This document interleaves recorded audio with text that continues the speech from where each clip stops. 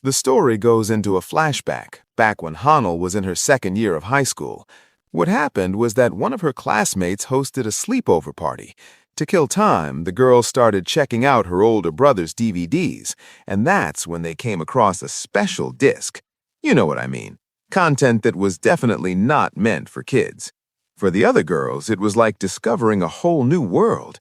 Half of it they understood, half of it went over their heads. But Ha-neul was completely shocked. Just looking at the visuals on the screen scared her. Poor girl kept thinking, is this even possible for humans? It felt like it went against the rules of biology. But then she saw a scene with a really passionate, intense kiss. That moment, that kiss got permanently etched into Ha-neul's mind. At that time, the only thought in her heart was, I wish that one day in the future I can love my partner with this same intensity. She was blushing bright red, but still peeking at the screen through her fingers. The feeling was strange, but also kinda nice. The scene shifts to the girls shopping for fancy outfits, basically lingerie. One friend picked up a bold set and asked, "How's this?" Ha-neul was shocked, thinking, "Isn't this way too little fabric?" When she asked, her friend replied, "You idiot, this is exactly what grabs guys' attention." Turns out that friend was going on a sleepover trip with her boyfriend, and obviously things were going to get romantic, so she was preparing. While chatting, the friend casually said, "You know, when I held his hand, I felt how big and strong his hands were. Just thinking about that makes me super excited for the trip." Ha-neul, being innocent, asked seriously, "What do hands have to do with it?" The friend burst out laughing and said, "Listen, this is a universal rule. If a man has big hands, then his secret weapon is big too." Hearing this, Ha-neul completely melted with embarrassment. This was the first time she'd ever heard this logic. Her friend scolded her, saying, how could she go to a school full of boys and still not know such basic general knowledge? But it didn't stop there. Another friend suddenly suggested, let's go on a blind date. She had a connection in the physical education department, where there were tons of fit and handsome guys. Excited, Ha-neul asked, will that guy be as cute as Ji Sunbae? That instantly pissed the friend off. What are you saying? How can you compare some random guy to the university's top 2 hottest guys? That's a whole different level. Ha-neul was confused and asked, who's the other handsome guy? The friend couldn't believe Ha-neul didn't know. She explained, it's Kim Michael from business management. He's even more popular than Ji Sunbae. Girls on social media are crazy about him. Hearing that name, Ha-neul was shocked. She thought she might actually know that guy, but she couldn't believe he was that popular. As they left the store, the other girls started praising Michael nonstop. How tall he is, how he looks like a celebrity. But Ha-neul was in a completely different zone. Annoyed, she said, you guys think he's a hero? To me, he's nothing but a thug. Ji Sunbae is a million times better. He's so sweet. She was still trash-talking when she didn't realize the devil himself was standing right behind her. Suddenly, a guy grabbed both her cheeks from behind and pulled them hard. Hey, talking crap about me behind my back? Ha-neul jumped away like she'd been hit with 440 volts. When she turned around, it was Michael. She screamed, what are you doing here, idiot? Her friend stood there on the side, completely confused about what was going on. Michael started teasing her, messing up her hair. You've got some guts saying nonsense about me now. And just like that, the two of them started fighting in the middle of the street like little kids. No one at the university knew the truth. But in reality, these two had been childhood friends for over 20 years, basically since birth, because their moms were in the same hospital at the same time. On top of that, they lived nearby, went to the same kindergarten, the same school, and now even the same university. They always fought like Tom and Jerry. But there was one thing that bonded them, PC games. They gamed together, though even there they fought like an old married couple. But once the anger cooled down, they'd stick together again. The scene shifts to the classroom. At the end of the lecture, the teacher dropped a bomb. Everyone had to write a 5-page review on a movie from before the 90s by the next class. But Ha-neul was in her own world, head down on her desk. She wasn't even listening. She was just thinking, because of this Michael, I have no love life. He's always hovering around me, and because of his scary aura, no other guys even talk to me. But when she later found out the assignment was 5 pages long, Ha-neul completely panicked. She went into deep shock. Still, she didn't stay stressed for long and started humming happily. A genius calculation was running in her head. Now that we're in university, I'll see Michael less, and if he's not around, I'll definitely get a boyfriend and find true love. Right then, a classmate called out to her and asked, "Hey, want to go to lunch with me?" Ha-neul's heart exploded with happiness. The guy was cute and nice. She instantly said yes. They had just started heading toward the restaurant when that familiar cursed voice came from behind. Ha-neul froze. Michael entered without even acknowledging the new guy and stood right in front of Ha-neul. "Hey, why don't you reply to my messages?" Ha-neul snapped. "Why are you scaring me? And why are you always following me?" Michael replied coolly, "You've been acting weird lately. Come on, let's go to dinner, my treat." Ha-neul refused straight up. "I already have plans with someone else." Hearing that, Michael's eyes darkened. "Who is it?" He glanced at the poor classmate standing there, trembling. The poor guy was drenched in sweat, completely frozen. Michael leaned in and stared him down with a killer look. "Is it really necessary for you two to go to dinner today?" The guy got the message. His life was more important. Before Ha-neul could say anything, he rocketed away, saying only "good evening," and disappeared. Ha-neul was grinding her teeth in anger, while Michael stood there with a devilish smile, happy that he scared off the competition. Suddenly, Ha-neul turned around and bam, she delivered a full-power karate kick to Michael and screamed in the middle of the street, "I am not having dinner with you. Because of you, only because of you, I don't have any friends or a boyfriend. You scare everyone away." Michael got angry too. He shouted back, "I was just worried about you. I thought you didn't have anyone, so I suggested eating together. Ungrateful." The two stood in the middle of the road, fighting like Tom and Jerry, hurling insults at each other. In the end, they stormed off in opposite directions. But despite such a huge fight, they both knew that the next time they met, everything would go back to normal. That's just how their friendship was. Sometimes love, sometimes war. Even after Michael left, Ha-neul couldn't calm down. She stood behind him, making weird gestures to tease him, like a little kid. She was so lost in her antics that she didn't notice someone slowly approaching from behind. Suddenly, boom! Ha-neul got badly startled. When she turned around, it wasn't anyone else but her crush, Sunbae. He laughed and said, "You look really cute and funny when you're scared." Ha-neul controlled her racing heartbeat. Her face turned tomato red. Sunbae asked, "By the way, you look stressed. What's wrong?" Ha-neul explained, "What can I say, Sunbae? We got a really tough assignment today." Sunbae immediately replied, "Oh, I get it. Writing a review on old movies, right?" Ha-neul's face fell. "I don't even know which movie to choose." Sunbae then said something that sounded like pure music to her ears. "I've got some old flash drives with a collection of classic movies. I can lend them to you." Ha-neul couldn't believe it. "My luck is insane today. First I met Sunbae, and now my assignment problem is solved." But it didn't end there. Sunbae added, "How about you come to my apartment tonight and pick them up? That way no time gets wasted." Ha-neul's mind exploded. "Oh my God, not only movies, I get to go to Sunbae's apartment. Maybe we'll even have dinner together." She felt like fate was fully on her side. That evening, Ha-neul was excitedly at Sunbae's door, her heart pounding. But the moment the door opened and she stepped inside, she froze like a statue. One look inside shattered all her romantic dreams. The place was chaos. Trash everywhere, dirty stuff, clothes scattered around, basically a complete junkyard. She never imagined that such a handsome, well-groomed guy could actually live like this. She started feeling dizzy. How can a human live like this? Where am I even supposed to sit? There's not even space to step. Sunbae was totally normal about it. "Sit down, I'll find the drives." Ha-neul stood there like a statue. After a lot of effort, she found a tiny safe zone on the floor with no trash and nervously sat down. Sunbae searched the whole apartment because even he didn't remember where he'd thrown the drives. Finally, he found them, apologized for taking so long, and offered her some juice. As Sunbae handed her the mug, Ha-neul's eyes landed on his hands. They were actually pretty big and strong, and at that exact moment, her friend's words echoed in her mind. If a guy has big hands, his secret weapon is big too. Her face turned bright red again. Lost in her thoughts, blushing hard, she didn't even notice Sunbae asking, "Are you okay? Feeling hot?" Ha-neul panicked. "Yeah, I'm totally fine." Trying to cover up her embarrassment, she blurted out without thinking, Your hands are really big. Then she hid her tomato-red face behind the cup. Sunbae got a little confused. He thought his hands were normal, but still said thanks. Then he did something weird. He raised his hand, smiled, and said, "You know, my ring finger is longer than my index finger." Ha-neul's brain went blank. What does that even mean?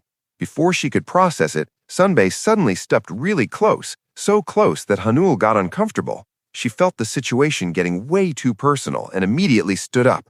"Whoa, it's really late. I should go," she said quickly, grabbed the flash drives, thanked him, and ran out like the police were chasing her. Sunbae just sat there, confused, wondering what the heck just happened. Walking down the street, Ha-neul kept thinking about that weird moment. What was that finger thing? Is it some kind of secret guy code? She decided only one person could answer this, Michael. He's a guy, so he'd definitely know. Ha-neul went straight to Michael's place and barged in without knocking like a lioness. "Hey, why don't you reply to my—" But before she could finish, her soul left her body. The scene in front of her froze them both like statues. Michael was sitting on a chair in a very undecent condition. On top of that, some extremely suspicious sounds were coming from the room speakers. Ha-neul's eyes accidentally drifted downward, and after seeing that sight, she was convinced the big hands theory was 100% real. Her eyes were wide open in shock. She might have mocked Michael if she hadn't looked at the monitor. The moment she saw the computer screen, she froze. Her own photo was zoomed in on the screen. Dead silence filled the room. They stared at each other.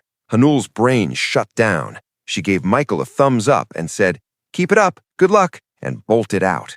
Michael freaked out. "Wait, hey, crazy woman, you've got it all wrong. Listen to me." He never felt this embarrassed in his life. He wanted to explain. Ha-neul ran, thinking, I get that he lives alone and forgot to lock the door, but why was he doing that while looking at my photo? Disgusting. But the truth was different. Michael had come home just 20 minutes earlier. He was angry about what Ha-neul had said and sat down to play PC games to cool off. Then he got a notification. A friend told him to check his email for a cool video. Michael thought, if it's a hot girl video, even better. He opened it, and it was definitely interesting. He got in the mood and decided to relax. He tried to lock the door, but the lock was broken. He shrugged it off, thinking, who's even going to come? And leaned back in his chair. Just then, his chat notifications started blowing up. Ding, ding, ding. It was distracting. He saw Ha-neul's messages and muted the chat in frustration. Then his eyes landed on Ha-neul's new profile picture. He zoomed in to check it, and that's where he messed up. Meanwhile, moaning sounds from the video continued, and Michael got distracted again. He forgot to close Ha-neul's photo. So yeah, hands busy with one thing, Ha-neul's photo on the screen, and Ha-neul herself walking in. Peak bad timing. Back to the present, Michael was panicking, stuttering. It's not what it looks like. Please believe me. Ha-neul wasn't in the mood to listen. She muttered, I want to go home. Thanks for talking. And just wanted to disappear. As she opened the door to leave, Michael called out to her. She turned around nervously. She was embarrassed for walking in on him like that and seeing her own photo. But when she saw his face, she was shocked. Michael had tears in his eyes. He was actually crying. Crying, he said, I'm not lying. Please believe me. Why don't you trust me? Ha-neul had no answer. She quietly left and stood outside on the street, her mind blank. She wanted to believe him, but what she'd seen was unforgettable. And worst of all, she'd made her childhood friend cry. The weekend passed. Michael didn't call or text. Sitting in class, Ha-neul thought, of course, after such humiliation, why would he talk to me? Then she remembered his crying face. She realized he must have been telling the truth, because since elementary school, she'd never seen Michael cry. He's stone-hearted. If he cried, it meant he was truly hurt. Lost in thought, she was startled when her friend clapped loudly in front of her face. Hey, madam, where are you lost? The whole class is empty. Who are you waiting for? Ha-neul froze. The truth was she hadn't talked to anyone all weekend. She felt suffocated inside. She needed advice but couldn't say it directly.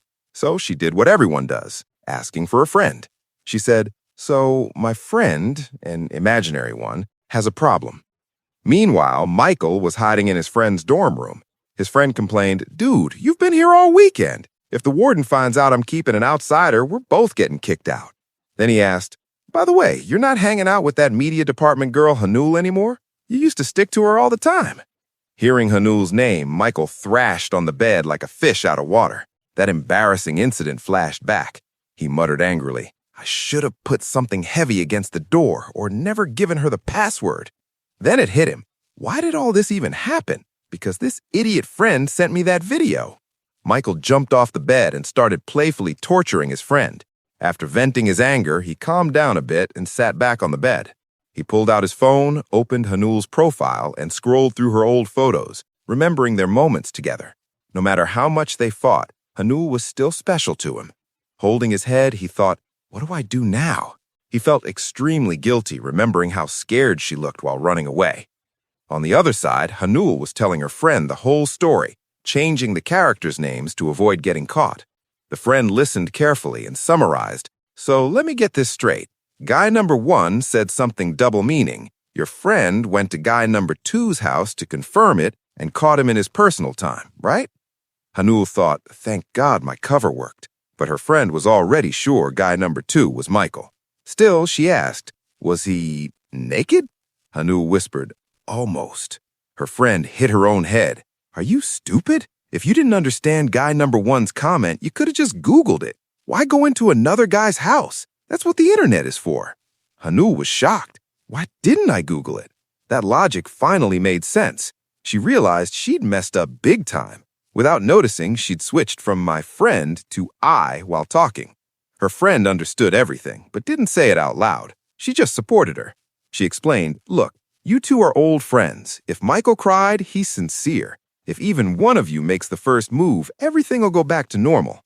Ha-neul understood. Michael had shown his tears. Now it was her turn to apologize. Suddenly, Ha-neul spotted Michael passing by. Her friend shoved her. Go make up with him. Ha-neul jumped up and ran toward Michael at lightning speed, heart pounding.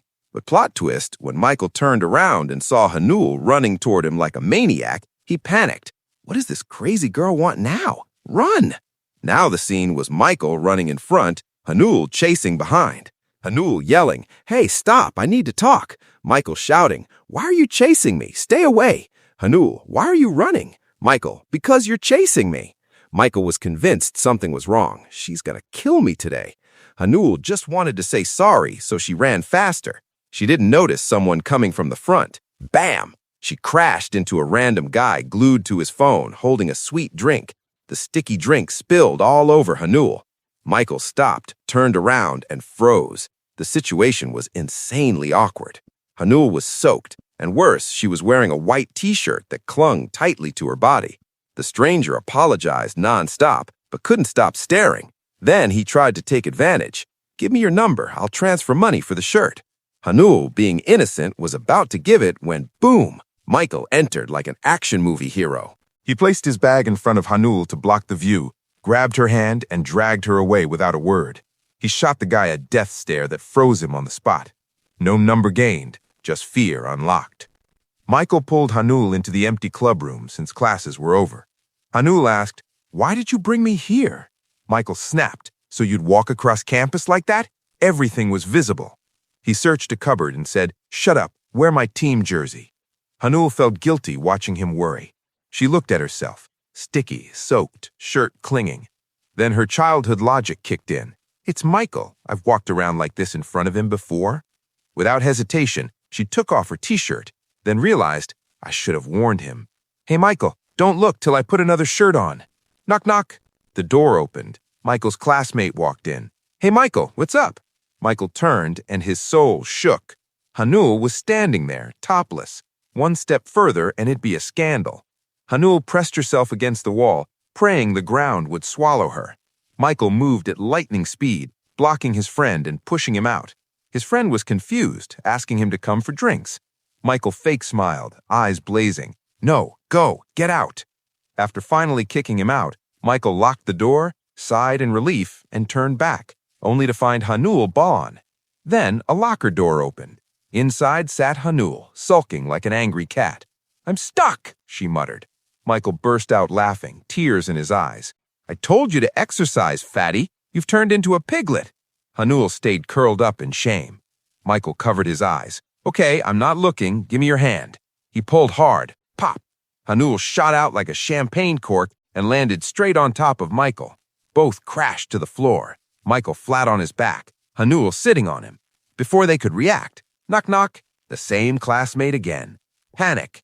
Ha-neul bent down to hide and unknowingly pressed her chest straight into Michael's face, specifically his nose. Michael was suffocating, flailing, unable to speak. Ha-neul was too scared to notice. Michael's anger slowly turned into something else. His brain screamed control, but his body didn't listen. When Ha-neul finally moved back, Michael opened his eyes and froze, a half-naked girl sitting on him. His mind teleported to middle school, when a friend asked if they were dating. Both had confidently denied it. Michael had even sworn, "If I ever see Ha-neul as a girl, I'll cut off my balls." Ha-neul had sworn she'd shave her head if she fell for him. Back to the present, Michael tried to speak. Ha-neul noticed his abs and thought, "Wow, they're actually firm and nice." His blushing face looked cute to her. Michael gasped, "Get off, I can't breathe." Ha-neul realized and apologized, getting off him. Michael said between breaths, "I locked the door to keep you safe." Only then did Ha-neul realize how wrong everything must have looked from the outside.